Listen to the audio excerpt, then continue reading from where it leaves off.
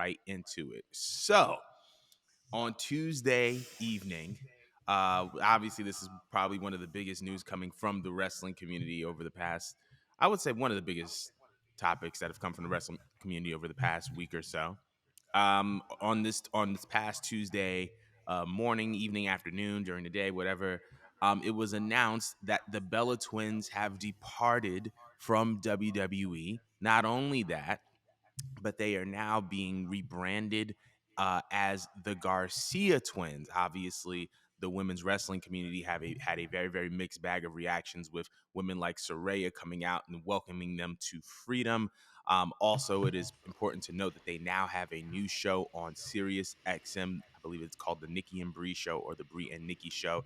And they also have a show on Amazon, a love-centric dating show on Amazon Prime Studios. But obviously, the Bella Twins have been a mainstay of WWE for the better part of a decade plus. Most notably known as in the Divas era, kind of were the people who served as foil to the women's revolution. Um, but obviously, when I saw this, I thought about you, Mo. So I wanted to know what some of your thoughts were on their WWE departure. Um, and just your impressions on kind of the everything that they've kind of like been experiencing over the past couple weeks. I can't really curse, so I'm gonna try my hardest so we don't get flagged. Uh, no, it's just I don't like the Bella Twins. They come off to me as very entitled. They're privileged. They're very phony, and I think their timing with this is so questionable because everyone wants to side with them about their abuse in WWE and how they were mishandled. But to me, I feel like they were given everything for doing the bare minimum. Like I feel like if they weren't twins, there's like no investment in them. They aren't a good promo. They aren't very good wrestlers. One's slightly better than the other. I'll give them that. But like they weren't, like I said many times before on this podcast, they weren't relevant until they started sleeping with a certain type of person, the bigger names. And then all these deals started coming in and they were able to step over other females that were there longer, putting in more work than them. And like I said, they got TV shows, sponsorships from WWE. Like again, we had Total Divas, we had Total Bellas. Like Nikki Bella, I think has the longest Divas title reign and whatnot. And even after WWE, they are still like making features and coming back. I mean, we had a little mini run with Brie. They came back for Evolution. They came back for whenever as many Royal Rumbles as they were invited to, they came in. And I just find it so weird with the timing that now all of a sudden that they don't fuck with WWE. Like it'd be one thing if they just, as soon as they stopped wrestling, they just didn't fuck with WWE. But it's just the simple fact that this stuff with Vince happens. And a lot of people forget that, I mean, like their stepfather's John Laurinaitis, like their mom's was banging him. I feel like soon as this shit came out with Vince and the whole sexual allegations and John Laurinaitis' name being tied to it, it's just there was a weird shift with them. Like y'all was just there at the 2022 Royal Rumble, and now all of a sudden you want to come out on a podcast and you want to slander WWE for how they did this and how they did that and whatnot. And people want to say, oh, well, they're protecting their bag. They're protecting their bag. Sometimes you just got to do what you got to do. Y'all don't got to do that because y'all aren't broke. You guys aren't struggling. You guys are established names, like in and out of WWE. And you use WWE's names to get all of these, all this stuff that you that you guys proudly commend them for and applaud them for, and you guys talk about how much you guys love being trailblazers, quote unquote, even though I don't agree with that, for like the women's revolution and all this other stuff. It's weird because like you guys will say that you love WWE and like you're so happy where you came from because without them you wouldn't have all these great things, but then you turn the cheek within a year, because the Vince allegations hasn't even hit a year yet. That happened back in May. Now we're like coming back, and out of the blue, you guys just hate them. You guys are going on a smear campaign. You hate Vince. You hate the WWE. You're calling them out for things that they did to you that you guys thought was, an incongruence. I don't know. To me, it just comes off opportunistic. I think that they are entitled. I think that to be perfectly honest, like when I saw that they changed their names and they're trying to rebrand themselves or whatever, it was just a big eye roll to me. I'm just like, Without these people pushing y'all, you guys wouldn't be anything. You wouldn't. You wouldn't. No one was checking for the Bella Twins when they first debuted. Nobody was. That Twin Magic thing went dry within a few months because they have no pizzazz to them. But they got that push, and that's why they are who they are. But now you want to slander them. It's just to me, it's weird. It kind of like, and I want to just bring this up while we're here because I can't remember if it's in our notes or not. But the whole thing with John Cena, where he commented on the Vince situation or whatnot, and people were slandering him for it, but he gave a very PR answer, even though he knows damn well what he did was fucked up. John knows damn well that Vince gave him everything. Like, he is who he is right now because of this man. Now, I definitely would have just like plead the fifth and not said shit if I were John.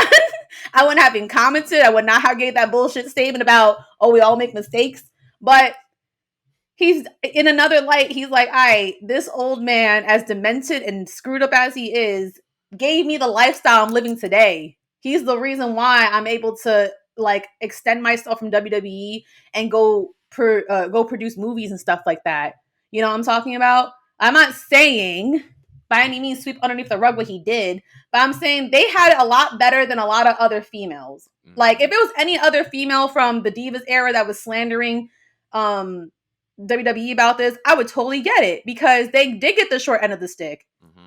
They did the entire time. But out of like, as screwed up as the Divas Revolution was, sorry, not the Revolution, Divas era was, the Bella Twins got everything, like everything and then some. So I don't understand how people said that they were properly misused or they were abused or to me, it's not adding up. It's coming off just like, again, with the timing that I don't know. It just comes off like they're just opportunists the entire time. So I don't feel sorry for them. I don't have any like pity for them. Um, I mean, their fans are going to support them regardless. I see, but to me, I just think like it's corny. The whole behavior is corny. They could have rebranded themselves without going on the whole slander fest and just like did that. I wouldn't care. I don't care that they rebrand themselves, bro. I just don't. I just think the whole setup is just like it's just corny. It's just corny to me. But I would love to hear what's your take on this because apparently Jordan thinks he's gonna change my mind about the Bella Twins, and I don't think it's gonna happen. But by all means, go. Oh, I don't think this is gonna change your mind about the Bella Twins Good. because I do agree in the sense that it is weird with the timing, with the kind of like based on the fact that they had a lot of opportunities in WWE, and they had a lot of opportunities in the ring. They had a lot of opportunities outside of the ring, and seeing how all this is coming out after, first of all, John Laurinaitis was indefinitely suspended, and Vince McMahon had the sexual assault allegations put against him. I think that it is very weird timing. Um, However, I think that this is very, very important to note that promotion in the workplace or opportunity in the workplace, it doesn't negate abuse. I don't know what happened between the Bella Twins and WWE or what happened backstage. You're cutting out on my end, and I do not hear anything. Can you hear me now? Now you're coming back. All right. So Yeah, I can. I was saying promotion or opportunity in the workplace does not negate abuse. I Mm-hmm. know a lot of women who have been in workplaces where they have been promoted and have been upheld, but they have also suffered neglect or abuse in some way that the world doesn't know. And a lot of times, a lot of women are afraid to speak up. A lot of times, a lot of women don't feel comfortable with talking about the environment that they're in because the people who were abusers are still in that environment. And I'm not saying that that's the Bella Twins, but I'm saying that that is a possibility. There were certain things about this rebrand that were very, very interesting, though, without saying too much. Like going from the Bella Twins, because I never knew their real names. So going from the word Bella to the word Garcia shows me and kind of confirms to me that during the Divas era, a lot of your success was based on your proximity to whiteness. As we all know, right? Like Garcia's a beautiful last name. And I don't think that I would have had necessarily a problem with it, but it does go to show you that there was an environment in pro wrestling, and this is not just a WWE issue. There was an environment in pro wrestling that condoned and promoted people to be as close to people being as close to whiteness as they possibly can, whether it was women of color just straightening their hair or people dropping their real last names to take on something that was more palatable. I think it's very, very, very, very telling of the environment that pro wrestling was in years ago versus where it is now, right? Um, I think that you're right when you say WWE kind of gave them all these opportunities, right? But I feel like WWE has always served as a launching pad for people who have been, you know, people who have been media friendly or TV friendly stars, whether that be John Cena, whether that be The Rock, whether that be Roman Reigns, whether that be Mercedes Moné, Sasha Banks. Um, WWE has always served as a launch pad to opportunities. And I feel like, yes, they were, opportunities were kind of placed in their lap. But the fact that beyond WWE that they're getting stuff should be a testament to at least the results they yield. Because I know that if I'm a media exec, right, and I'm sitting on top of Amazon or I'm sitting on top of a Sirius XM, if you get put on TV but you're not bringing in ratings, I'm not giving you a show. You know what I mean? If I'm not gonna Yeah. sit up here and give you a show if you're not. I don't care how pretty you look. I don't care what ring you was in. If you're not yielding the results, I'm not giving you an opportunity. And to me, regardless of how they got it, because it's so funny. There was a comedian that said this. It was like men get mad at women all the time for using their looks to get ahead, as if it's not men letting women get ahead by using their looks. Like it's men. It's men. It's men letting women, allowing women. It's men. You know what I mean? It doesn't matter what sexual advances anyone is trying to make if someone says no. But to me, it's not That's true. necessarily. To me, it's not necessarily about what they did or what they didn't do to get the opportunities that they got, because ultimately we don't know what they did to get where they got. You know what I mean? Obviously, we can speculate. We can talk about who I they've know. dated. We can talk about who they've Yeah. dated and da da da da da da. But ultimately, like, well, I can speak for myself. I don't know, but like it it's up to you to take the advantage the opportunities that are placed in your lap and to make something with it. And the Garcias have done it, and we can see the results of that because you don't get a show unless you get good ratings, unless you have some type of interest. You don't get a podcast by a major media outlet unless they know the type of results that you can bring in and that you can yield in. And so I think that we'll see how this continues to sustain itself.